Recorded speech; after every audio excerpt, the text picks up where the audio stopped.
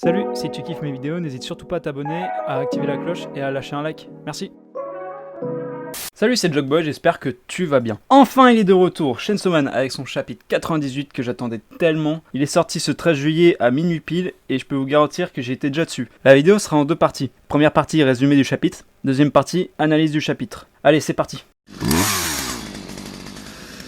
Le chapitre s'ouvre sur le démon poulet qui se nomme Kokepi. Il s'agit d'un devoir de classe, le but est de le surveiller pendant 3 mois pour ensuite le manger, c'est pour apprendre l'importance de la vie. Cela plaît pas à Mitaka qui déteste les démons puisqu'un des leurs a dévoré ses parents. Mitaka a l'air de détester tout le monde et reste dans son coin pour manger. Cependant, la déléguée de classe tente de sympathiser, elle discute et on apprend que Mitaka n'approuve pas Chainsaw Man malgré ses activités de Devil Hunter. Au bout de 3 mois, la décision prise est de ne pas tuer Kokepi puisqu'il est devenu un ami. Bien sûr, cette nouvelle déplaît à Mitaka. Mais comme le poulet agit de manière amicale, Mitaka relativise et se rend compte qu'elle était juste envieuse des autres et décide donc de les accompagner. Mais elle trébuche et tue accidentellement Kokepi.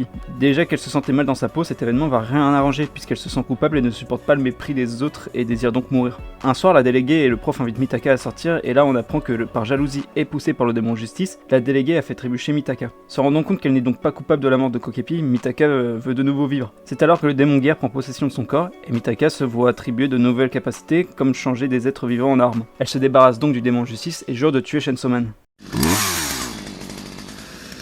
Déjà pour commencer, Denji n'est pas dans le chapitre, mais justement on va mettre en avant un nouveau personnage, Mitaka. Pour l'instant ça semble être le méchant principal de la deuxième partie, mais faut faire attention parce que c'est peut-être pas non plus le boss final. Faut pas oublier que dans la première partie de Chainsaw Man, on nous vendait le démon flingue comme le boss final, or c'était un sous-boss et le véritable boss c'était Makima. Aussi je me pose une question, de quelle espèce est Mitaka après sa possession par le démon guerre? Parce que du coup c'est pas un démon, c'est pas un démon comme Denji, cette espèce n'a pas de nom d'ailleurs, et tout semble être un homini-démon, mais elle n'a pas la caractéristique physique des homini-démons, c'est-à-dire pas de changement physique au niveau de son visage, hormis sa cicatrice, mais ça c'est dû à la blessure infligée par le démon justice. Cependant, on voit qu'il y a quand même un changement au niveau de ses yeux, alors est-ce que c'est ça son changement lié à son pouvoir d'homini-démon? Et aussi, il faut se dire qu'elle a gardé ses souvenirs, il semblerait, puisque sa haine pour Chainsaw Man est toujours aussi grande, et normalement les homini-démons ne possèdent pas les souvenirs des corps qu'ils possèdent. La seule exception connue à ce jour, c'est l'homini-démon violence qui lui disait avoir gardé tous les souvenirs de son vivant. Du coup, ça reste quand même plausible que ça soit un homini-démon, mais comme je l'ai dit, il n'y a pas de grand signe qui change à part ses yeux. Donc à voir si c'est un homini-démon ou une autre espèce. Mais justement, est-ce que le démon guerre n'en aurait pas personnellement auprès de Chainsaw Man, puisqu'il faut pas oublier que Makima voulait se servir de Chainsaw Man pour faire disparaître des notions telles que la guerre, et pour faire disparaître la guerre, il faut que Chainsaw Man dévore le démon guerre.